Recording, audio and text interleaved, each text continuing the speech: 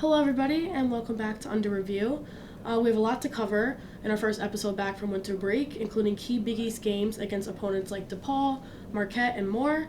We also had a big primetime game against number 15 ranked Notre Dame with a couple UConn legends in attendance to discuss from this past weekend. So without further ado, I'm Bree Caroll. And I'm Katrina. Let's get into this week's episode of Under Review.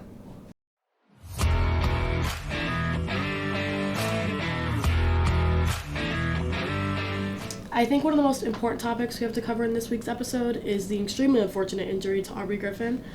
During the Creighton game, Aubrey went up to the basket and stepped awkwardly in a non-contact injury.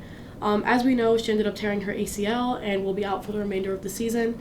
And given that this is possibly Aubrey's last year at UConn, if she doesn't use her COVID year, how big of an impact do you think this will make on the team for this season and also next season? I would say that Aubrey's injury will impact the team on a very large scale. Griffins is one of the taller players on the team and also a very skilled player, averaging 11.5 points from last season. So not only are we losing a skilled and smart player, but also one of our tallest and very impactful players.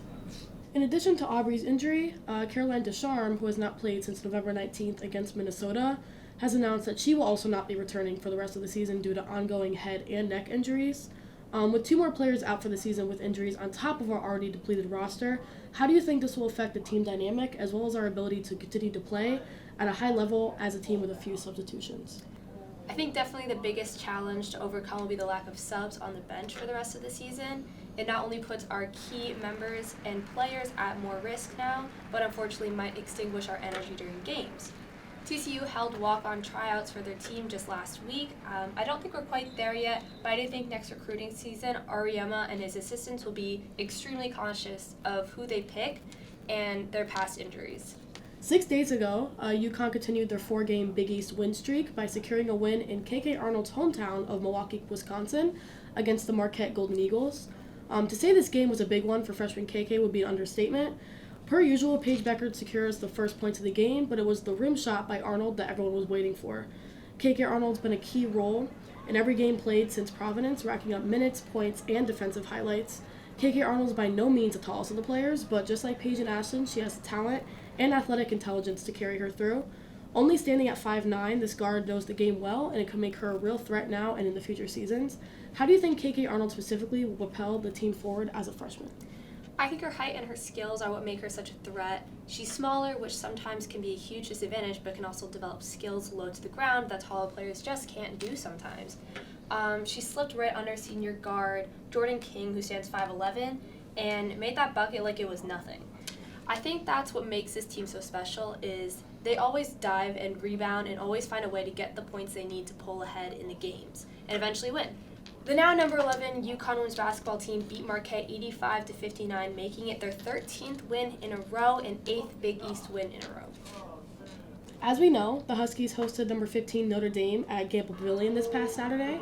UConn honored former players Diana Taurasi, Sue Bird, Caroline Doty, Kalena Mosqueda-Lewis, Mariah Jefferson, among many others, for the 10 and 20-year anniversary of their respective national championship wins.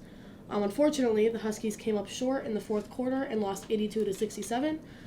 Paige Beckert started off slow in points. It was only 5-17 in field goals, which is very unlike her.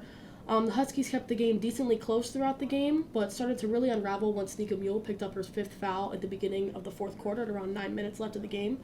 How was her exit to the game pivotal in the Huskies' performance and the outcome of the game in general? We all saw that game going downhill as we entered the fourth quarter with Nika Mule being taken out, but she's also such a key role in our defensive play that it just gave the Fighting Irish the opening and the opportunity to seal the deal and take home that win of 82-67. The Huskies have games coming up against Big East opponents like Villanova, St. John's, and Seton Hall in the coming weeks, as well as a highly anticipated matchup against number 1 South Carolina. So be sure to check back here for more episodes of Under Review, where we go over those games. But until then, I'm Bree Caroll. And I'm Katrina. Thanks for watching.